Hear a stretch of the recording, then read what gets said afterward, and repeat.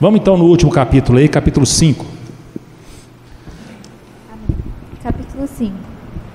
Ouçam agora vocês ricos, chorem e lamentem-se, tendo em vista a desgraça que lhes sobrevirá. A riqueza de vocês apodreceu, e as traças corroeram as suas roupas. O ouro e a prata de vocês enferrujaram, e a ferrugem deles testemunhará contra vocês, e como fogo lhes devorará a carne. Vocês acumularam bens nesses últimos dias. Vejam o salário dos trabalhadores que ceifaram os seus campos e que vocês retiveram com fraude, está clamando contra vocês. O lamento dos ceifeiros chegou aos ouvidos do Senhor dos Exércitos. Vocês viveram luxuosamente na terra, desfrutando prazeres e fartaram-se de comida em dia de abate. Vocês têm condenado e matado o justo, sem que ele ofereça resistência. Portanto, irmãos, sejam pacientes até a vinda do Senhor. Vejam como o agricultor aguarda a terra que produz a preciosa colheita, e como espera com paciência até virem as chuvas do outono e da primavera. Sejam também pacientes e fortaleçam o seu coração, pois a vinda do Senhor está próxima. Irmãos, não se queixem uns dos outros, para que não sejam julgados. O juiz está às portas. Irmãos, tenham os profetas que falaram em nome do Senhor como exemplo de paciência diante do sofrimento. Como vocês sabem, nós consideramos felizes aqueles que mostraram perseverança. Vocês ouviram falar sobre a perseverança de Jó e viram o fim que o Senhor lhe proporcionou. O Senhor é cheio de compaixão e misericórdia. Sobretudo, meus irmãos, não jurem, nem pelo céu, nem pela terra, nem por qualquer outra coisa. Seja o sim de vocês sim e o não, não, para que não caiam em condenação. Entre vocês há alguém que está sofrendo? Que ele ore. Há alguém que se sente feliz? Que ele cante louvores. Entre vocês há alguém que está doente? Que ele mande chamar os presbíteros da igreja, para que estes orem sobre ele e o unjam com óleo em nome do Senhor. A oração feita com fé curará o doente. O Senhor o levantará, e se houver cometido pecados, ele será perdoado. Portanto, confessem os seus pecados uns aos outros e orem uns pelos outros para serem curados. A oração de um justo é poderosa e eficaz. Elias era humano como nós. Ele orou fervorosamente para que não chovesse, e não choveu sobre a terra durante 3 anos e meio. Orou outra vez, e os céus enviaram chuva, e a terra produziu seus frutos. Meus irmãos, se alguém de vocês se desviar da verdade e alguém o trouxer de volta, lembre-se disso. Quem converte um pecador do erro do seu caminho salvará a vida dessa pessoa e fará que muitíssimos pecados sejam perdoados. É muito forte, né? Esse começo do texto aqui é interessante. Uma vez eu estava assistindo, agora eu vou falar as parábolas também, Tarso. Eu estava assistindo um filme antigo com a minha mãe. A minha mãe gosta de um filme lá do Mazzaropi, né? E aí no filme do Mazzaropi lá, um cara chegou lá e ele descobriu que ia morrer no outro dia.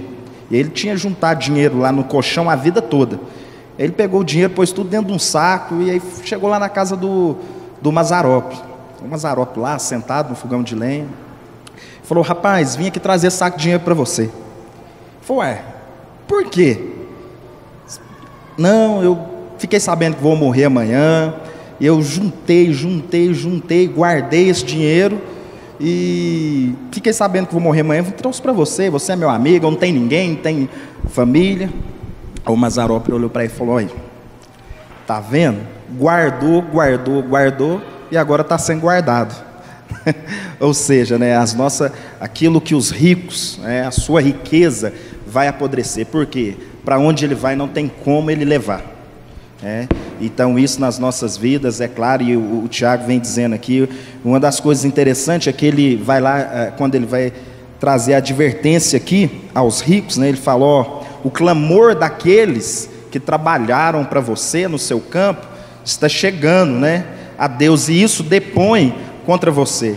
É interessante que hoje em dia o trabalhador não come mais do suor do trabalho dele, ele come uma pequena parte, né? Outras pessoas também comem da parte do suor do trabalho dele, nas cargas tributárias, no salário que é indigno muitas vezes, que os patrões, os chefes, né, os empreendedores, os empresários pagam para o funcionário, e não é um salário digno. Por quê? Porque ele está comendo uma grande parte do suor do trabalho daquele cara, e ele está roubando aquele trabalhador na justiça. E o Tiago adverte muito, né, a respeito dessa questão. Aquilo que eu falei lá no começo, ele fala muito sobre o rico e o pobre, de como nós devemos nos portar, né, diante disso. E aí eu penso naquilo que Deus tem colocado nas nossas mãos, né, naqueles que Deus tem confiado a nós. Como é a nossa postura? Será que a gente não está lá também defraudando, né, ou cometendo fraude com aquilo a respeito da vida do meu irmão? Será que naquilo que eu poderia ser justo, eu não estou usando aquilo em favor dos meus próprios prazeres, deleites, e às vezes até como igreja, naquilo que Deus tem confiado à nossa mão como recurso? Será que nós não estamos usando isso para os nossos próprios deleites, para os nossos próprios prazeres, e às vezes a gente não está usando a riqueza, né, que muitas vezes Deus tem colocado na mão de muitos de uma maneira equivocada? É uma pergunta para nós, é uma reflexão para nós. Será que o nosso trabalho das nossas vidas não é só na questão de juntar, né? E será que a gente vai levar isso, né? O Tércio diz aqui que chegou o dia, não tem como fugir da morte, né? E essas riquezas, muitas vezes, que a gente está tentando juntar, isso vai depor contra nós nesse grande dia. E roubo não é só o patrão que rouba do empregado, o empregado rouba do patrão. É para chegar 8 horas, o cara chega 8h15. 1 hora de almoço, o cara 1h30. A toada, o trabalho dele tinha que ser 80 por hora, ele vai a 30. Porque Deus é justo. Por que Jesus está falando aqui desses ricos aqui? Não é porque ele é rico, é porque a riqueza dele estava corroída de traça. Por quê? Porque esses caras aqui estavam retendo o salário dos trabalhadores. A Bíblia fala que digno é o trabalhador do seu salário, não o empregado, não, é o trabalhador. Deus estabeleceu assim: 6 dias trabalharás, 6 dias. Aí nós põe 5, não sei quantas horas por dia, e não faz a obra. 6 dias trabalharás e farás o quê? Toda a tua obra. Eu creio, irmãos, que na igreja precisa do movimento de ativar esse negócio de trabalho, porque tem muita gente que tem medo o quê? De perder o emprego. A gente tem de fazer um movimento, ter um povo assim, que trabalha de um jeito tão legal, que o patrão fica com medo de perder ele. Exato, muito bom, sabe? E isso acontece muito, né? Não, porque às vezes o cara só aparece para entrar na lista do pedido de oração do final do culto, porque ele precisa arrumar um emprego. Aí ele arruma um emprego e some. Aí na hora que ele aparece, você quer ver? Vem cá, o que é? Não, precisa de um emprego. É aquele, não, aqui já foi, agora é outro. Então, aí o que acontece? Precisa fazer um movimento, porque Jesus diz assim: eu trabalho. Não, mas estamos explorando. Jesus, a minha comida e a minha bebida é fazer o trabalho do meu Pai. Então essa encarnação do conceito de trabalho é uma coisa que é muito mais importante, talvez, do que a gente entrar o que é na veia. E eu vou colocar uma coisa aqui que não é uma lei, é que eu não observei agora, não sei se você observou. Eu nunca observei uma pessoa conseguir fazer alguma coisa com dinheiro de reclamação trabalhista. Parece que é um dinheiro que não rende, não é? É um dinheiro, vocês, que não rende. Mas é injusto? Não sei se é injusto. Quem sabe se é injusto é a pessoa que entrou com a reclamação trabalhista, que sabe. Porque ela sabe se aquilo é verdade, se aquilo que é mentira. Mas você está contra isso, está a favor do outro? Não. Nós não fomos chamados para ser bonzinho, nem para ser malzinho, mas justo. E esse texto aqui, ele é muito ricos. Jesus falou assim: ajunte tesouro no céu. O cara juntou na terra. E ajuntou de qualquer jeito. Ajuntou dinheiro de qualquer jeito, vai ter uma bênção para esse cidadão. No meio dos dias dele, a riqueza vai deixar ele. Mas por que é uma bênção? Quem sabe dá dele consertar. Porque a pessoa que não é repreendida, ela não é amada. Agora, se Deus repreende, é porque ama. Agora, na história minha não, do Paulo Júnior, né? Lá de Goiânia. Tá, irmão, pastor, ora por mim. Orar por você por quê? Ué, pastor, eu quebrei, o senhor está sabendo, hein? Mas você quer que ore por quê? Não, eu quero para Deus tirar eu dessa maldição. Foi, meu irmão, quando você tinha dinheiro, nem aqui você aparecia. Sua mulher não sabia para onde você andava. Desde que você quebrou, você chega cedo, arruma as cadeiras, vê se tem papel higiênico no banheiro, vê se tem água no filtro, assiste o culto pendurado no pescoço da sua mulher, ouvi falar que você está fazendo tarefa com seus filhos. Como que você pede para mim orar para tirar você de uma bênção dessa, meu irmão? Aí ele falou assim, Júnior, tem gente que às vezes só presta quebrado. Na hora que arruma dinheiro, começa o quê? Administrar pecado. Então, meus amados irmãos, aqui não é a questão de ser rico, porque se rico fosse pecado, Deus era o maior pecador, porque Ele é o rico, mais rico de todos. Ele é o dono do ouro e da prata. E Ele é pródigo. Lá no céu, Jesus está fazendo lá uma cidade que a pavimentação é de ouro. As casas são de pedras preciosas. Não é esse o assunto. O assunto é a questão da injustiça. Patrões injustos e também o que? Trabalhadores injustos. Na carta que tem duas para trás dessa, é de Filemão, era a casa do que? Do empregado, de um escravo injusto. Então, nós somos chamados para justiça. Então, o salário, agora eu vou falar já, você crê em assombração? Eu vou te falar de assombração agora. Aqui fala de assombração. O salário dos trabalhadores que ceifaram o vosso campo e que por vocês foi retido com fraude, está clamando. Uai, salário clamando? Isso é tão esquisito. O salário está clamando assim, eu estou no bolso errado. Era para estar no bolso do outro, mas eu estou no bolso de cá. E não é só aqui que aparece não, lá nos profetas também aparece uma questão de assombração, quer ver? Tem um lugar, ai de vós, que enche de dívida, né? Cartão de crédito, é empréstimo, é não sei o que, papapá e tal. Você acha que vai ficar por isso mesmo? Lá fala, a terça da casa conversa com a parede. O cara que mora aqui, ele é doido. Daqui um pouco vai aparecer um aqui para buscar os trem aqui dentro da casa dele.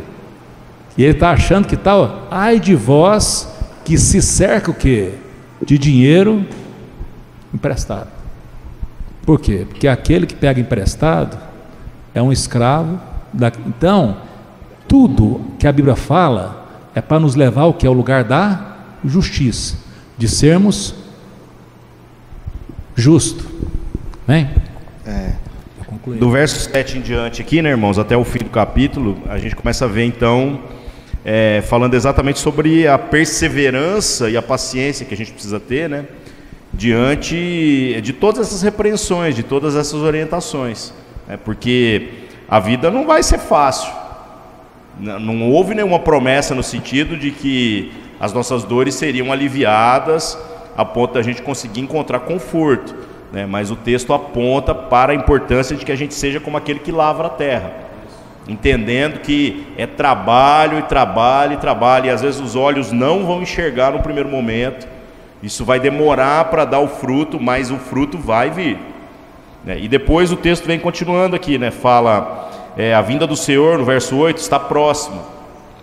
Então, por mais que pareça que está distante, a vinda do Senhor está próxima. Temos que viver com essa esperança, mesmo que seja do jeito que o Tércio falou aqui, que seja o nosso tempo que está sendo abreviado, a gente é que vai ser puxado para o futuro, ao invés de Jesus puxado para o passado, né?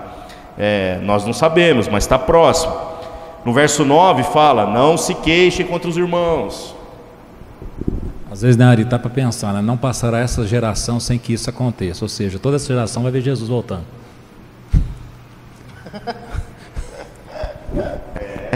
É delicado isso aí.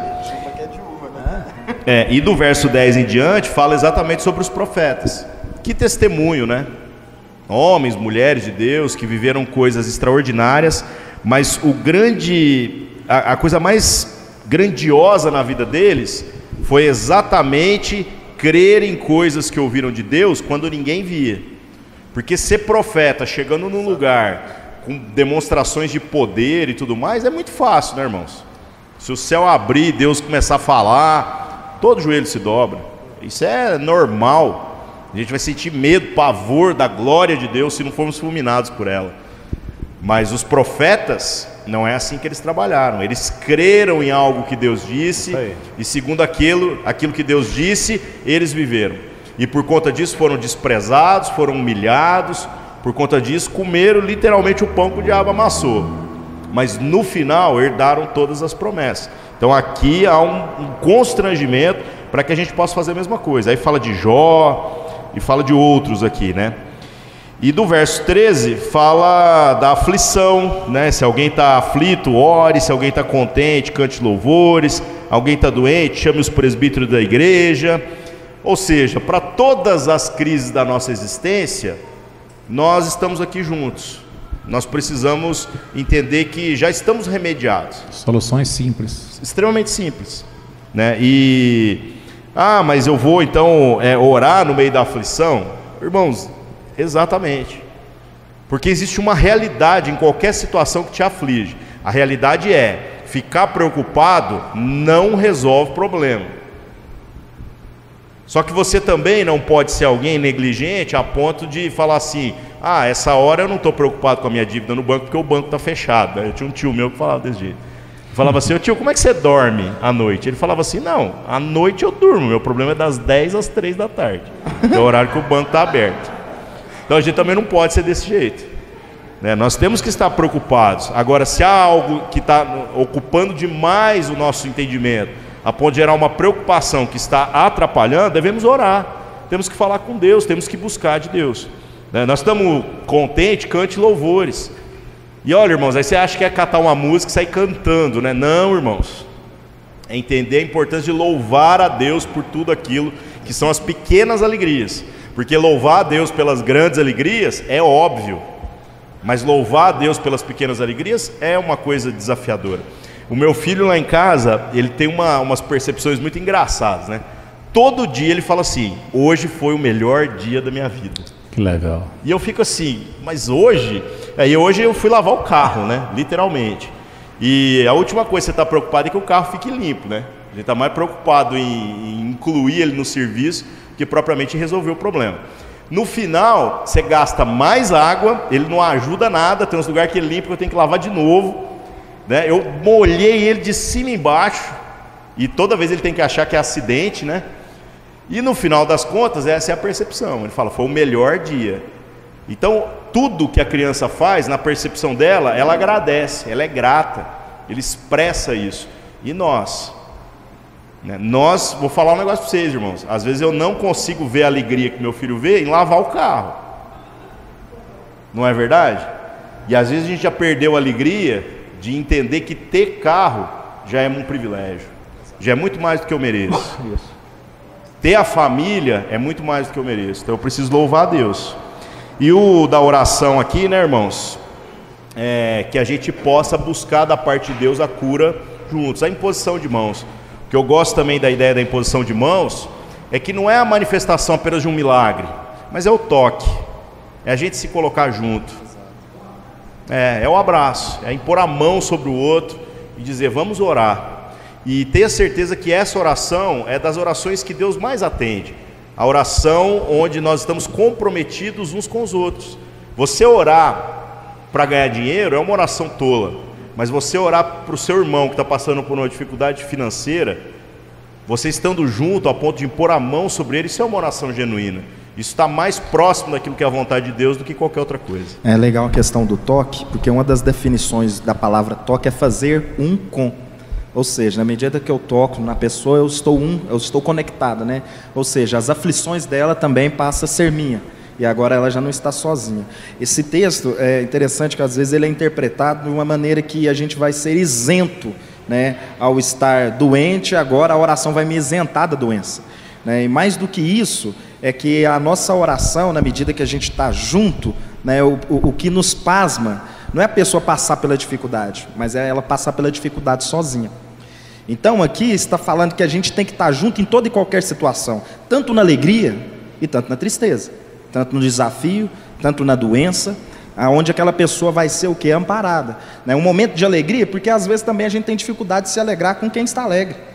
Eu vou lá me alegrar porque meu irmão está feliz, alguma coisa aconteceu lá na vida dele que alegrou ele. Eu falar, não, então assim, não, bom demais, eu já estou feliz, já é o suficiente. A verdade, eu não estou feliz, então eu não vou lá me alegrar com ele, não vou ser falso. Mas se você parar para pensar, você pega as nações mais desenvolvidas do mundo e que tem os índices de suicídio mais altos, eles acabam que socialmente alcançaram um padrão de suficiência completa, ou seja, a pessoa não precisa mais do outro, não há mais aflição. Agora, se não houver esse comprometimento de entender e enxergar o outro, aí é esse negócio que você está falando, eu só vejo o outro, eu só quero pôr a mão no outro enquanto há uma dor. Quando não há dor, eu fico na minha. Exatamente. E isso mata, irmãos. Exatamente. Isso mata. Não é pleno, né? O Tiago, no começo lá do livro, ele até fala da plenitude, né? Ele fala, alegrai-vos por passar, né, por dificuldades, para que a gente possa se tornar pleno em todas as áreas, né? Na dificuldade, na alegria, creio que é por aí. Jesus nunca prometeu uma viagem tranquila. Ele prometeu foi uma chegada segura. Tá? Até naquela historinha que a gente falou lá do pastor lá e do motorista do ônibus, né? Se a gente olhar para o caminho, a gente desanima, né? Você vê, eu lembro uma vez, irmãos, eu até que a gente tinha tido assim uns dias assim de uma comunhão intensa, né? Porque crente não briga, né? Crente tem comunhão intensa, né? E eu tinha chegado do trabalho, e no trabalho eu estava muito contrariado, né, com uma situação, uma decisão que tinha sido tomada lá, e que eu achava, na minha presunção, na minha soberba, na minha arrogância, que não tinha sido justo comigo, né? E eu cheguei, eu estava muito cansado, eu trabalhava a noite inteira, e até que falou assim, escuta, mas não tem jeito, eu fui para a faculdade, voltei, eu falei assim, não tem jeito de a gente passear, faz tanto tempo que não sai, né? Tem um parquinho de diversões aí lá onde é o terminal rodoviário hoje, né? Ficavam uns parquinhos de diversões antigamente, né? E eu falei, aí vamos vamos lá, tá bom, né? Mas eu estava tenso, e cabeça a mil, e quando você fica nervoso, é igual você assistir filme e põe no pau, você só enxerga o tanto que a pessoa te contrariou, você não vê nem para frente nem para trás. O cara não podia ter feito um trem desse. Você fica no pause, né? Parece aqueles ferros que foi ligado, né? E ficou rubor, né? Aí chegou lá, aí o Daniel pequenininho, aí na hora que passou na frente da montanha-russa, essa montanha-russa de parque, né? Aí o Daniel falou assim, eu quero ir nesse, ele era pequenininho. Aí a Teca falou assim, de jeito nenhum. E eu, de jeito nenhum por quê? Eu falei, claro que vai, quer ir? Queria contrariar, né? Tadinha da Teca. Pus o Daniel, sentei lá e percebi que não tinha cinto de segurança, não tinha nada, né? E aquele foi subindo lá. Aí fui percebendo que em vez de parafuso, eles põem uns pregos meio virados, o trem tá amarrado com arame, né? E aquele trem, aí na hora que foi chegando lá em cima, o Daniel assim, ô pai, eu acho que eu tô com medo. Na hora que virou o trem assim, que o trem foi a primeira descida lá, aí ele levantou, eu tô com medo, foi pôr o pezinho de fora. Aí eu juntei esse moleque aqui, né, e racionalizei, falei, isso deve ser uns 2 minutos, é só contar 120, né? E tal, para aqueles ferros passando, aquele trem de vez em quando dá uma balançada, né? Aí parou. Gente, que milagre. Eu saí dali achando minha mulher maravilhosa. O meu chefe na caixa, eu queria dar um beijo na testa dele, porque, pô, chefe bom que eu tinha. Rapaz, mas acabou meus problemas tudo. Naquela aflição de 2 minutos, esse menino está vivo, não é? E está aqui, no outro dia ninguém entendeu nada. Eu cheguei lá, fui direto da casa, tudo bom? E eu estava com medo, né? Porque o jeito que eu estava lá assim, ele foi até para trás da mesa, tudo bom? Eu falei assim, não, beleza. Saí, né? Eu falei, esse cara deve ser meio, né, aloprado da cabeça, alguma coisa lá assim. Mas às vezes a gente fica nervoso porque a gente não sabe como que é frágil, como que a nossa vida é uma fumaça, do jeito que é falado aí, logo passa.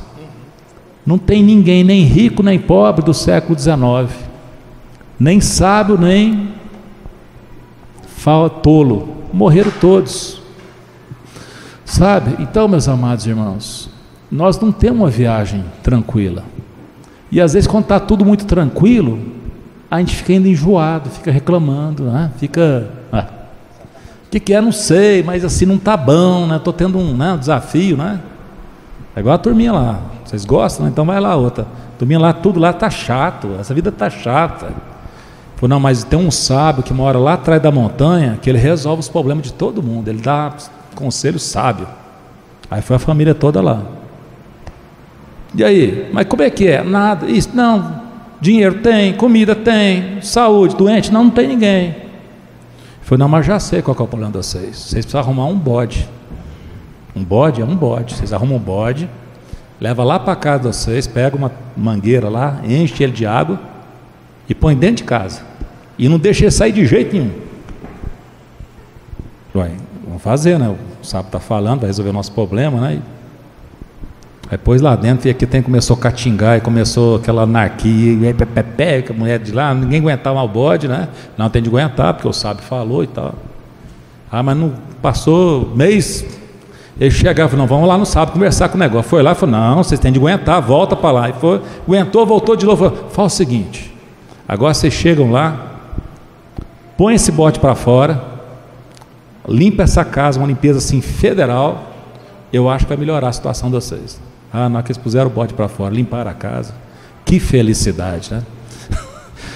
Às vezes não tem problema, você tem de arrumar um problema para a pessoa, né?